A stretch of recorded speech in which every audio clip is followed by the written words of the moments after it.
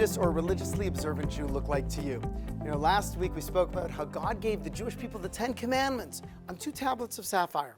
On the first tablet, there were commandments between man and God. There were commandments like, know there's a God, don't worship idols, and observe the Sabbath.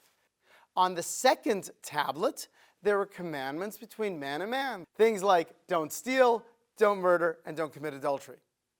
Evidently, if a person wants to have a relationship with the Almighty and they want to be observant, then they have to understand there is no distinction between religious law and civil law. A person has to have a relationship with God going on 2 levels, recognizing the importance and validity of both kinds of commandments. On occasion, I would receive a very disturbing question. It would go something like this: Rabbi, I know someone, he's very religious, but he treats his wife and children horribly. He's not nice in the office, and sometimes he conducts business in a pretty crooked way. The other day I saw in the paper how he was even indicted on federal charges. How can a religious person do such a thing? What's the answer? He's not a religious person.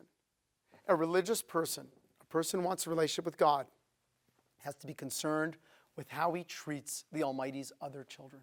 Even though no one is as bad as the worst thing they've done, and yes, most people deserve a second, sometimes even a third chance to do better with their lives, a person who perpetually takes a whole section of commandments, puts them on the side and says, God, I'm really not so concerned with these. Once an individual does that, then you cannot say that they are truly concerned with having a relationship with God or being a holy person, a person who would be classified as a Torah Jew. The Talmud records a story about Rabbi Shimon ben Shetach, who about 1,500 years ago went to a particular Arab to buy a donkey. Now, when neither he nor the Arab recognized that there's a little sack attached to the donkey, when the rabbi gets home, he opens up the sack and he says, oh my goodness, there's a valuable diamond in here. He turns to his students and says, we have to take the diamond and return it back to the Arab. When his students inquired why, the rabbi responded in the following way: I bought the donkey, I did not buy the diamond. You see, that's a person with integrity.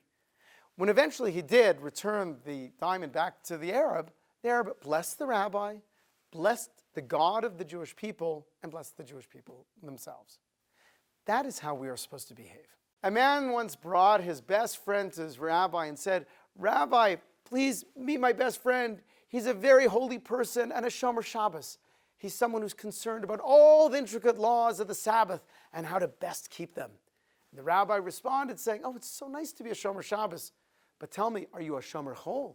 Are you a person who's concerned about the laws that happen during the weekday? Are you a person who walks with a pleasant disposition? Someone who's honest in business? Someone who's careful not to speak poorly about others and who's charitable to his fellow man?